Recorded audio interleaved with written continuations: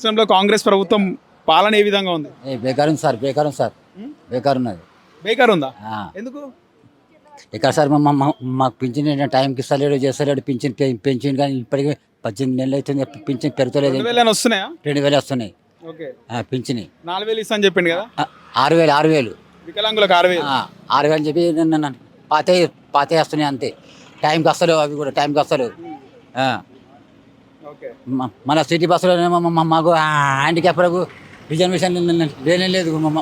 ఇప్పుడు లేదా? బస్సులో ఫుల్ పబ్లిక్ ఉంది, ఆడోళ్ళు మొత్తం ఆడోళ్ళు వస్తారు, పబ్లిక్ మొత్తం. డబుల్ బెడ్రూమ్ ఇస్తలేరు హ్యాండిక్యాప్లకు. ఇంకేం సౌకర్యం లేదు సార్ మాకు. 6000 వస్తాయని కాంగ్రెస్ ఓటేసిరా మీరు? అవును సార్, అన్నడాన్ని కాంగ్రెస్ ఇస్తే ఇప్పటికి 18 నెలలు అయితే ఇప్పటికే పత్తలేవు. పాత పెన్షన్ వస్తుంది, పాత పెన్షన్ అవి కూడా టైంకి వస్తలేవు, టైంకి వస్తలేవు. పైసలు లేవంటుండగా రేవంత్ రెడ్డి, ఖజానా లేదంటుండు. లేదంటే ఫస్ట్ చూడాలి కదా సార్. మాకు హ్యాండిక్యాప్లకు కొంచెం టైంకి ఇవ్వాలి, కొంచెం హ్యాండిక్యాప్లకు ముందు చూడాలి సార్. మాకు హ్యాండిక్యాప్లకు గరీబులకు దయచేసి మాకు హ్యాండిక్యాప్లకు పింఛని పెంచమని చెప్పండి sir please. Revanth Reddy sir మాకు హ్యాండిక్యాప్లో పింఛని టైంకి రావాలంట సార్. పింఛన్ టైంకి ఇవాళ కొత్త పింఛన్ రావాలి సార్ మాకు. అది ఒక్కటి చూడండి సార్. నమస్తే పెద్ద మనిషి. నమస్తే. రాష్ట్రంలో కాంగ్రెస్ ప్రభుత్వం ఉంది. 6 గ్యారెంటీలో కొన్ని అమలు అవుతున్నాయి. ఫ్రీ బస్సు, ఫ్రీ కరెంట్, ఇవన్నీ అమలు అవుతున్నాయి. సో రైతులకు రుణమాఫీ కూడా దాదాపు 20,000 కోట్లు ఇచ్చిండు రేవంత్ రెడ్డి. సో ఎట్లుంది రేవంత్ రెడ్డి కాంగ్రెస్ ప్రభుత్వ పాలన ఎట్లుంది? కాంగ్రెస్ ప్రభుత్వం పాలన ప్రజలకైతే బాగుంది. ఈ లేడీస్లకు, వాళ్ళకు, వీళ్ళకు, పోయేటోళ్ళకు, ఈ ఇది పని చేసుకునేటోళ్ళకు, దందా చేసుకునేటోళ్ళకు, వాళ్ళకు చాలా కష్టం ఉంది. ఎందుకంటే ఇప్పుడు రియల్ ఎస్టేట్ లేదు, ఇప్పుడు బయట ఏది కంపెనీలలో వర్క్ లేదు, ఏది లేదు. కూలి చేసుకునేటోళ్ళకి చాలా ఇబ్బంది అవుతుంది. ఈ కాంగ్రెస్ ప్రభుత్వం వచ్చినాక కూలి చేసుకునే వాళ్ళకి చాలా ఇబ్బంది అవుతుంది.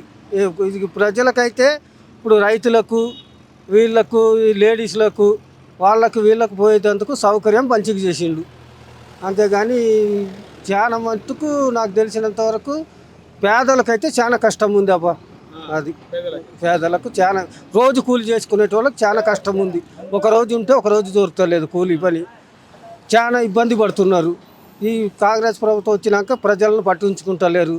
ఇంకోటి అంటే రోజు ఈ ఆటోలు నడిపించేటోళ్ళకు, వాళ్ళకు, వీళ్ళకు చాలా ఇబ్బందిగా ఉంది. ఈ ఆటోలకైతే మరీ ఘోరంగా ఉంది. వాళ్ళు ఫైనాన్స్ కట్టుకోక, తీసిన కాడ అప్పులు కట్టుకోక, అన్నీ కొంతమంది ఈ కీసర్ల మండలంలోనే చాలా మట్టుకు ఇది ఆటోలు చాలా ఫైనాన్స్ వాళ్ళు గుంజుకపోయారు. ఒక 10-20 ఆటోల దాకా తెచ్చుకున్న, ఏదో బతుకుతామని తెచ్చుకున్నారు. కానీ ఇప్పుడు ఈ ఫ్రీ బస్సు వల్ల చాలా మంది ఆటోలు గీటోలు అన్నీ ఇడిచిపెట్టుకుని ఆ కూలి పని, ఈ కూలి పనికి పోతున్నారు. గతంలో బీఆర్ఎస్ ఎట్లుండే? బీఆర్ఎస్ ప్రభుత్వం ఎట్లుండే? బీఆర్ఎస్ ప్రభుత్వంలో మంచిగానే ఉండే. అందరూ పని గిని అంతా మంచిగా చెట్టు అయ్యారు, మంచిగానే చేసిండు.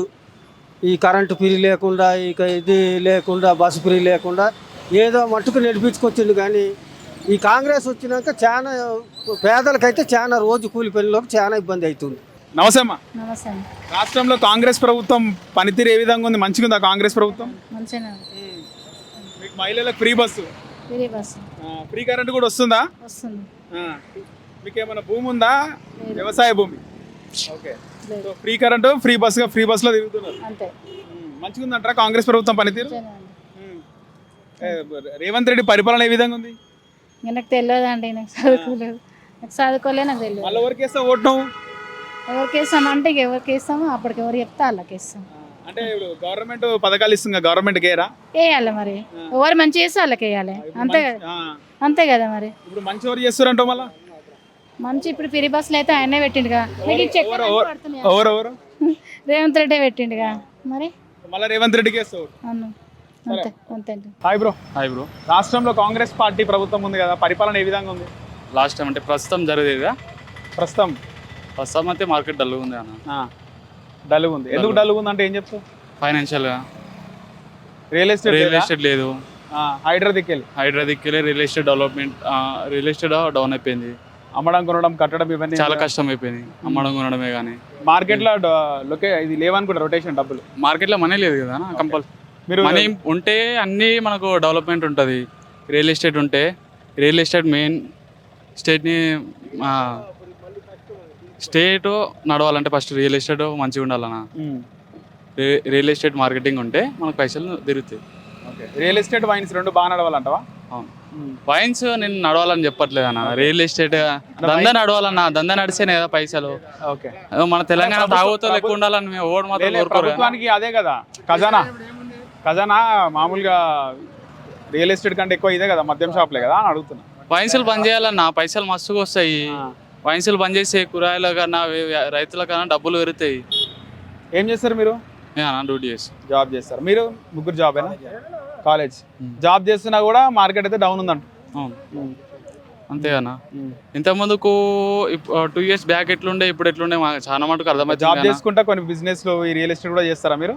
లేదన్నా, ఓన్లీ జాబ్. కాకపోతే మార్కెట్లో మాత్రం బాగాలేదు, మనీ రొటేషన్లో లేదు, మార్కెట్ డౌన్ ఉంది. అవును, పైసలు ఎక్కడికి వెళ్ళి వస్తలేవు అన్న. అది ముచ్చట. ఓకే, సో గతంలో బీఆర్ఎస్ పాలన ఏ విధంగా ఉండే? బీఆర్ఎస్ పాలన చాలా బాగుండే అన్న. రియల్ ఎస్టేట్ మంచిగా నడుస్తుండే, మార్కెట్లో పైసలు ఉంటుండే. ఇంకోటి ఎక్కడున్న కన్స్ట్రక్షన్స్ అన్నీ నడుస్తుండే, డెవలప్మెంట్ ఉంటుండే. ఇప్పుడు ఏంటంటే డెవలప్మెంట్ మొత్తం పడిపోయిందన్న. డెవలప్మెంట్ ఏదైనా కన్స్ట్రక్షన్స్ మొదలు పెట్టాలన్న ఇట్లా ఈ హైడ్రా ఇచ్చిన షాక్ దిక్కెళ్ళి ప్రతి ఒక్కరు భయపడుతున్నారు. మేము కట్టే కన్స్ట్రక్షన్ అది లీగల్ ఉన్నదా ఇల్లీగల్ ఉన్నదా అనేది ప్రతిదీ వెనక ముందు తెలియకుండా కొన్నారు. ఇప్పుడు కొనాలి అంటే ఆలోచించేది పెట్టుబడి పెడుతురు. పార్టీ ప్రభుత్వ పాలన ఎట్లుంది? మంచిగానే మంచిగా ఉందా? మీకు ఫ్రీ బస్సులో తిరుగుతున్నారు మహిళలకి, మాకు చాలా బెస్ట్ చేసిండు. డబ్బులు ఆదా అవుతున్నాయా? కానీ 2500 ఇస్తాని అది మీరంతా ఇస్తలేరు కదా సార్. ఇప్పుడు ఫ్రీ కరెంట్ వస్తుందా అమ్మ మీకు?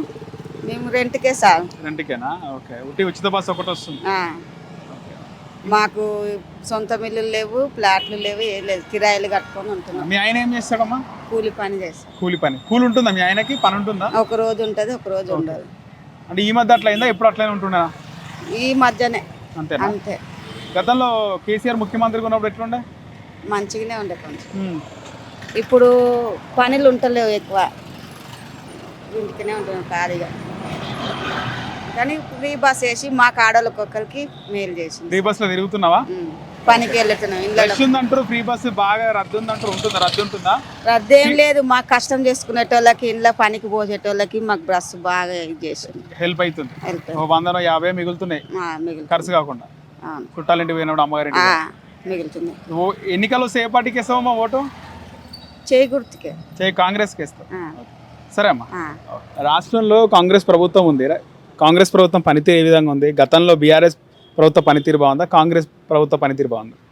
కాంగ్రెస్ ప్రభుత్వం పనితీరు బాగున్నది, కాకపోతే కొంచెం మానసికంగా కొంచెం రియల్ ఎస్టేట్ కానీ అభివృద్ధి అవ్వట్లేదు. రియల్ ఎస్టేట్ ఇంకా పుంజుకోలేదు కాబట్టి దాని విషయంలో దాదాపు సంవత్సరం నుంచి రియల్ ఎస్టేట్ హైడ్రా వల్ల డౌన్ఫాల్ అయింది అంటున్నారు.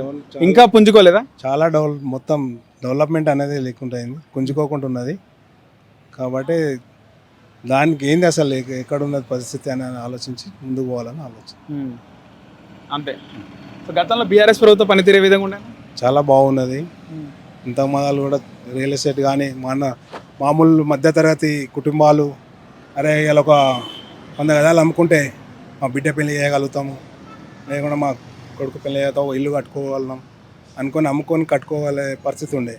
ఇప్పుడు చూస్తే మాత్రం ఏది లేకపోతే పరిస్థితి లేదా? ఆ పరిస్థితి లేదు. అమ్ముదామంటే కొనేంత పరిస్థితి లేదు. కొంటాము అంటోళ్ళు కూడా ఎవరు లేరు. కొంటామంటోళ్ళు కూడా ఎవరు రాదు.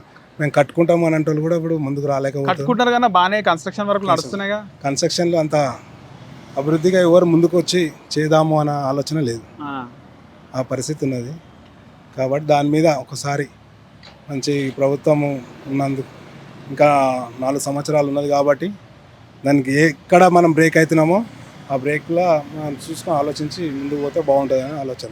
ఓకే, కేసీఆర్ ఆయన విచారణకు కూడా హాజరయ్యండి ఈరోజు. ఓకే, గతంలో కాళేశ్వరంలో అవకతవకలు అయినాయని చెప్పి విన్నాం. ఎట్లుంటుంది అంటారన్నా భవిష్యత్తులో?